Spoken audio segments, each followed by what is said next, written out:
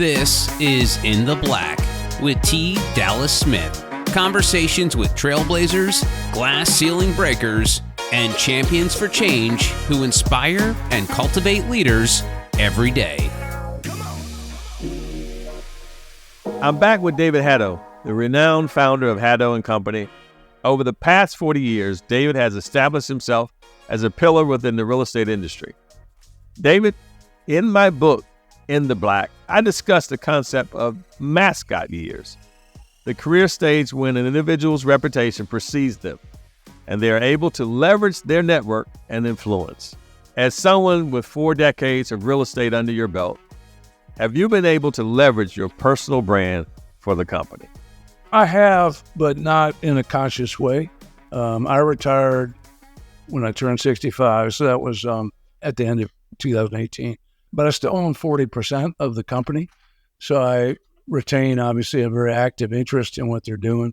I try to be a mentor to them, certainly because of past relationships. There's certainly work that comes in as a result of that. But I got to say, it's a little bittersweet to say it, they never say, well, if you're not going to be involved, we don't want to do it. I mean, I literally, all I do, quite frankly, if somebody calls me, is I say, well, tell me what the situation is, and I'll let you know whether I think we can help you. But now you need to call Chris and Lash, and I wash my hands of it. So I'm there to kind of help them, and that's who you are, to bounce things off of when they get into a little snag about something, to get a different point of view. And hopefully by having been in business 40-something years, some of those relationships will also benefit them work-wise. As it relates to the firm and yourself, what are some of the aspirations that you have for the firm and for yourself, kind of moving forward, say, the next 10 years? The firm is doing fantastic. I can proudly say, and I would tell you, Dallas, that's my proudest accomplishment as a business person. They had the best year ever last year, and that was, the previous best was 06. So that tells you there was a long spell where we weren't doing badly, but we weren't on a par with 06 yet.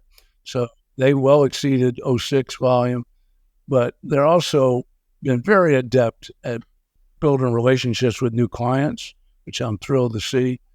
I've told them they don't have to adhere to the letter to the business model that they've inherited. Our business model is basically 3 pegs.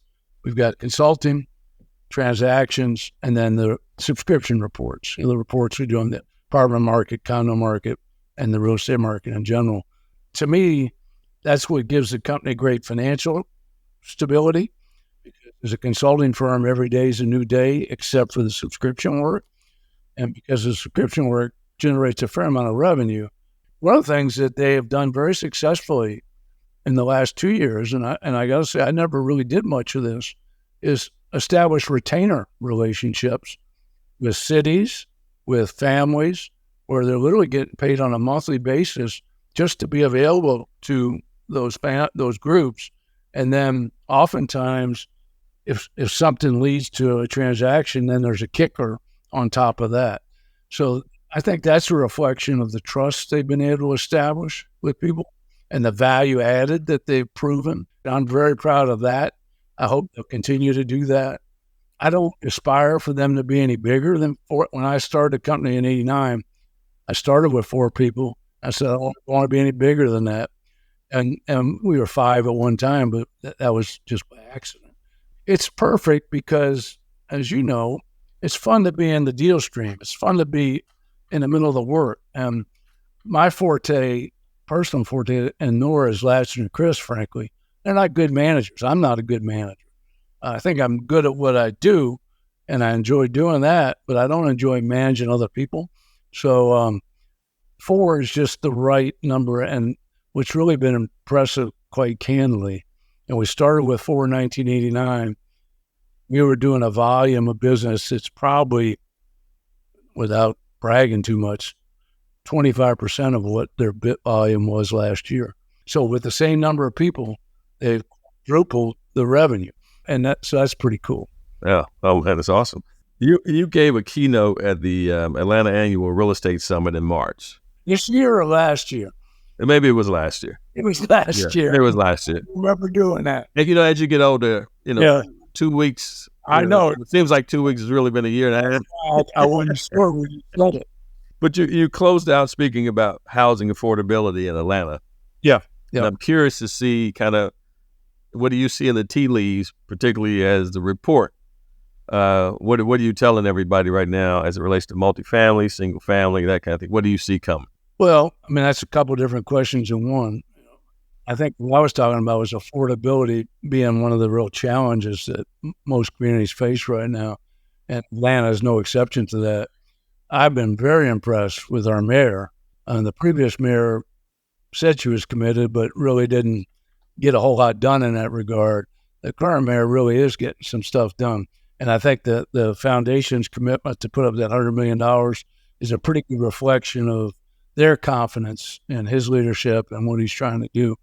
I just hope they manage the funds correctly. And so I think affordable housing, it's a topic we talk about in this class that I teach, is something that nobody has really figured out yet, figured out how to get it done in a sustainable business model. I mean, you can get it done if you have subsidies from corporations or cities or whatever, but is that really sustainable? Because they're not going to do that forever. The reality is it costs almost as much to build it as it does conventional housing. If your costs are roughly the same, maybe your land's a little less, maybe your construction's a little less, and the rents are 2/3 of market rents, how do you make that pencil? And the only way you can do that is low-cost debt or free money or subsidy, grants. So I think it's still very topical, even more so because prices have gone up so much. To me, it's still a mystery that during the pandemic, house prices went up over 20% in 1 year. I mean, who would have ever guessed that? And of course, pandemic, on the roof. So if you look at the statistics, we had just a surge of single-family housing construction in the early 2000s, from 2000 to 2006. Market blew up. We got way ahead of ourselves. It busted, and we paid the price for many years thereafter. Since then, the number of single-family starts has been very moderate, and the activity has been on the multifamily side, particularly rental apartments. So right now, there's actually a shortage of for-sale single-family housing because we're just not producing it at the rate we used to. Even the apartments, in spite of all that's been built, is still, occupancy rate still 95%. So, I mean, we're in good shape. Rents are still holding up.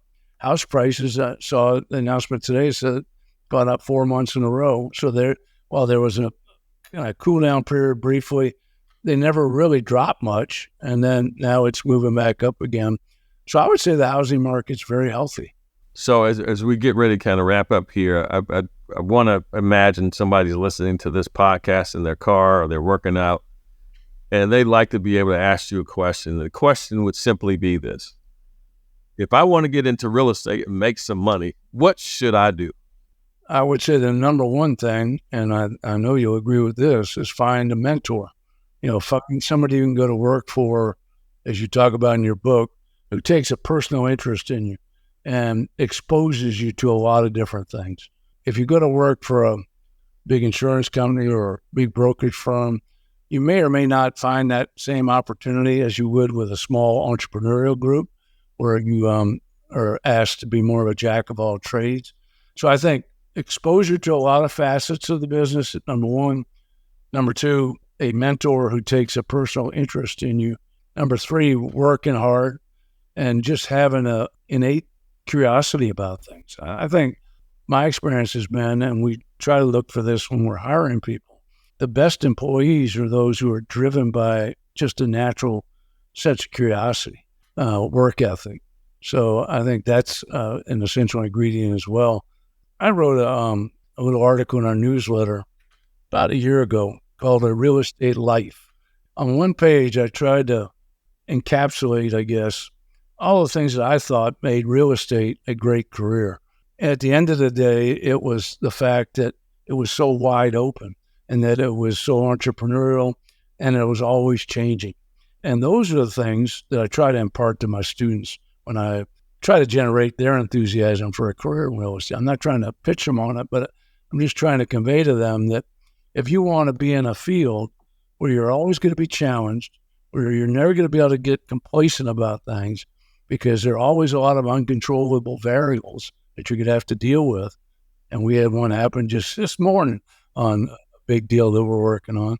That's just part of the game. And trying to figure out how to recover when you get dealt a bad curve, how to solve problems on the fly. I think real estate's just a fantastic business to be in. Absolutely. Well, you've heard it from one of the best. David, so appreciate you being on In the Black with us today. Any parting words you'd like to share? Just pitch your book. I sent Dallas an email, which he ignored when I sent it to him because apparently he doesn't pay attention. I'm horrible with emails. I apologize. It's a big shot nowadays. But I read his book when I was at the beach back in June, and I immediately, upon closing the book, fired off an email from the beach to him to say how impressed I was, not only with the stories and the humor, but just his commitment to mentor others. Dallas and I both, and we come at it obviously from different perspectives, really believe that in the Atlanta commercial real estate sector, Black Americans are very underrepresented, and particularly in a place like Atlanta where we have such a large Black population. So I think we're all committed to try to change that. One of my favorite students was a guy, I won't say his name, Black fella at Georgia State, who fell asleep in my class. He was on the front row, and he had his legs crossed, and I looked down, I saw him snoozing. I went and hit his foot. He's become one of my best buddies, and that was 30 years ago. Oh, wow. Because he had drive. He ended up going on and getting his master's degree, and whenever he changes jobs, he usually calls me up and asks for counsel. Those kind of relationships are special. Now, this morning, your name was mentioned in a post on LinkedIn by KB Ibuku. That's one of the guys that was an influencer on his life and his career. It wouldn't happen to be KB you're talking about, is it? I'm not going to say. That would be indiscreet of me. David, I just want to thank you again for being on the podcast In the Black, my friend. Pleasure's all mine. And that will do it for this week. I hope you enjoyed the show. And if you did, be sure to subscribe so you don't miss any new episodes. If you have the time, we would really appreciate if you would leave us a review so other folks can find us. Thanks for listening. Have a great day, and I pray that you stay in the black. This has been In the Black with T. Dallas Smith. To find out how you can change the dominant narrative in the commercial real estate industry and challenge the status quo to improve the lives of others, go to tdsintheblack.com. In the Black with T. Dallas Smith is a production of Forbes Books.